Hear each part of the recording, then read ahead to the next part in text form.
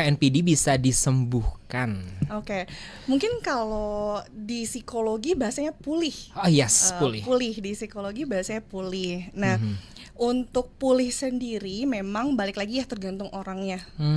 Karena kebanyakan orang yang punya kecenderungan NPD, dia tidak datang secara sendiri gitu, secara kayak secara inisiatif gitu. datang sendiri. Tapi biasanya kalau sudah punya masalah dengan interpersonal gitu, ketika sudah punya masalah kepada interpersonalnya, misalkan pasangan ataupun teman kantornya, justru mereka yang membawa si orang ini gitu, karena mereka merasa I'm fine, Iya, thank you gitu. ini sifat aku, apa yang harus aku Iya, ubah this is gitu me, ya. seperti itu. Nah, nanti balik lagi tergantung orangnya. Ada yang mungkin denial karena yang tadi saya sebutkan ya, kepribadian itu sudah dibawa sejak kecil. Benar. Jadi ada dari Joko Prasetyo 7469. Beliau bertanya nih, bagaimana cara menghadapi orang yang mempunyai ciri-ciri NPD. Mungkin tadi juga udah dijelasin ya, tapi mungkin bisa dijelaskan lagi kepada mungkin relasinya pertemanan nih. Beda lagi kan, kalau ke pasangan ternyata kita bisa melakukan itu, ke pemimpin kita tadi udah melakukan itu.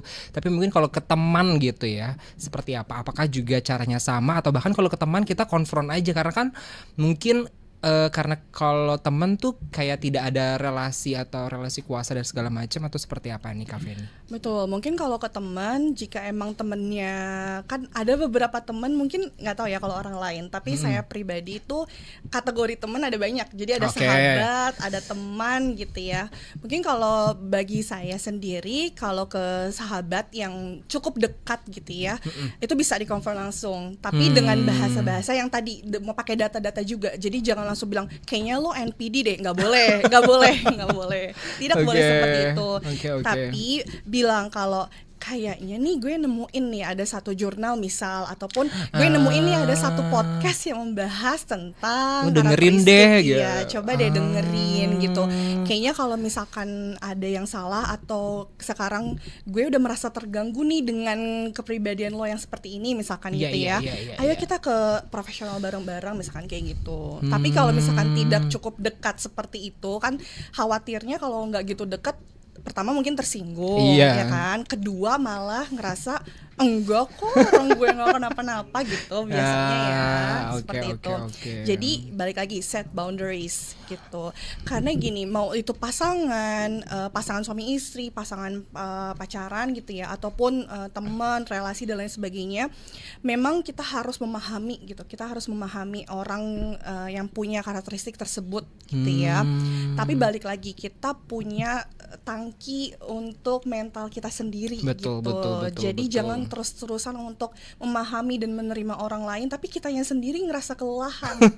Gitu, tidak boleh seperti itu. Jadi kalau dirasa sudah oke, saya sudah cukup memahami Anda, saya sudah cukup menerima Anda, tapi this is too much for me. Oke, set boundaries langsung. Enough gitu. Enough, betul. Oke. Aku jadi penasaran sebenarnya, apakah kalau ya udahlah, kalau kita ngomongin sampai ke NPD gitu, udah sampai the level terdiagnos gitu, terdiagnos NPD, apakah NPD ini menular? Bisa nggak sih, atau enggak? Kalau misalnya mungkin karakter kitanya sendiri sudah kuat dengan karakter kita yang tidak ada kecenderungan terhadap NPD, atau apa bisa karena mungkin kita menjalin relasi yang hubungan mungkin kalau in relationship gitu yang cukup panjang dengan orang tersebut. Possible nggak sih sifat atau narsistiknya kita levelnya jadi naik gara-gara orang tersebut gitu? Oke, mungkin kalau menular dari yang tadinya tidak kenapa-napa jadi NPD, enggak ya, gitu. Karena apapun itu yang disorder, apalagi ini membahas tentang personality atau kepribadian, itu tuh yang sudah ditanamkan lama. Jadi memang sudah ada sejak kecil, bertumbuh lagi sejak masa remaja, kemudian dewasa awal, dewasa akhir bahkan gitu ya. Baru ketahuannya ya pas itu, pas di dewasa awal seperti itu misalkan. Jadi enggak yang kayak awalnya nggak kenapa-napa tiba-tiba jadi NPD, tidak bisa seperti itu. Gitu. Oke. Biasanya memang kenapa bisa dia seperti itu gitu ya, seperti punya karakteristik NPD, ya bisa jadi punya luka lama, ada pemicunya, waktu kecil ya? Ada pemicunya seperti itu. Oke, tapi apakah NPD bisa disembuhkan? Oke, mungkin kalau di psikologi bahasanya pulih. Oh yes, pulih. Pulih di psikologi bahasanya pulih. Nah, Untuk pulih sendiri memang balik lagi ya tergantung orangnya. Karena kebanyakan orang yang punya kecenderungan NPD, dia tidak datang secara sendiri gitu, secara kayak secara inisiatif gitu. datang sendiri. Tapi biasanya kalau sudah punya masalah dengan interpersonal gitu, ketika sudah punya masalah kepada interpersonalnya, misalkan pasangan ataupun teman kantornya, justru mereka yang membawa si orang ini gitu, karena mereka merasa I'm fine, Iya, thank you. Gitu. Ini sifat aku, apa yang harus aku ubah this is gitu me, ya. seperti itu. Nah nanti balik lagi tergantung orangnya. Ada yang mungkin denial karena yang tadi saya sebutkan ya, kepribadian itu sudah dibawa sejak kecil. Benar. Dan sudah sampai di usia saya Matang 27 gitu. tahun, kayak 27 tahun saya membawa kepribadian ini gitu. Jadi bisa dibilang cukup sulit untuk dibantu kalau misalkan orangnya sendiri tidak aware, orangnya sendiri tidak mau bahkan ya menolak seperti itu. Jadi tergantung orangnya. Oke, tapi kalau misalnya dia oke deh, ya udah aku terima deh, ya udah deh treatment aku deh Kak gitu. Kalau ada kemauan itu possible banget untuk pulih berarti. Nah, bahasa pulih itu juga kalau di psikologi bukan berarti menghilangkan, bukan berarti kayak gini, oh udah nggak jadi NPD gitu, bukan seperti itu. Tapi mungkin intensitas kepribadian atau perilakunya yang berkurang. Misalkan dia terlalu over superior gitu ya, itu bisa dikurangin intensitas superiornya, jadi lebih mungkin agak rendah diri gitu, terus empatinya bisa ditingkatkan seperti itu. Jadi bukan menghilangkan sih. Bukan menghilangkan tapi mengurangi intensitas. Oke, baik. Jadi kalau misalnya nih kan ada kadang istilah ya, misalnya gini deh dalam in relationship gitu ya, oh gue tahu nih pasangan gue punya kecenderungan NPD gitu ya, terus kayak aku akan mengubahmu gitu. Serasa Power Ranger gitu ya. Ya udah deh sama aku aja, nanti kita berobat jalan bersama-sama gitu. Berarti kalau misalnya ada upaya dari si orangnya tersebut gitu ya yang punya kecenderungan, is possible to menurunkan level dari sifat atau karakter NPD-nya gitu ya. Jadi nggak benar-benar nggak bisa berubah 100%. Kalau kita ngomongin personality begitu ya.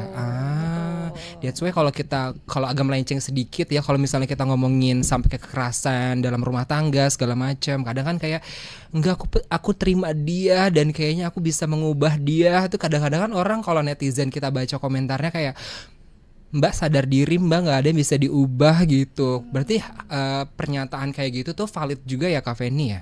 Iya betul, harus diketahui juga ya, maksudnya setiap orang berbeda-beda ya. Walaupun misalkan si A bener nih ya sudah terdiagnosis NPD, terus si B juga sama gitu ya, tapi dia kan punya permasalahan yang berbeda, dia punya pemicu yang berbeda, punya latar belakang kehidupan juga yang berbeda. Walaupun sama nih misalkan usianya sama, terus lingkungannya, bahkan lingkungan dalam arti rumahnya berdekatan gitu ya, tapi kan dia punya pengalaman-pengalamannya pasti berbeda seperti itu. Ini juga membuktikan kalau nggak salah teori anak kembar juga ya, walaupun dia kembar tapi ternyata yang namanya personality juga bisa beda ya. Betul. Exactly. Menarik. Oke. Nah kalau kita ngomongin NPD dan rasa kayak gitu kan, kayak superior dan segala macam, mungkin itu akan juga nggak jauh-jauh dari yang namanya overthinking. Sebenarnya itu dua hal yang berbeda. Ya kan, tapi kalau kita ngomongin overthinking, kayaknya Gen Z juga hari-hari begadang ya, kayak tidur jam 5 tuh kayak apa yang dipikirin, kayak dunia ini tuh semua dia pikirin gitu kan. Apalagi mungkin kalau tadi kita udah bahas yang namanya achievement tuh kayak menghantui gitu ya kan. Mungkin beberapa Gen Z juga saat ini masih menjadi pejuang cari kerja, melihat temennya udah sukses banget, terus kayak gue begini-begini aja gitu, dan akhirnya mungkin memicu yang namanya overthinking. Mungkin Kak Feni juga bisa jelasin nih terkait dengan overthinking pada generasi muda saat ini.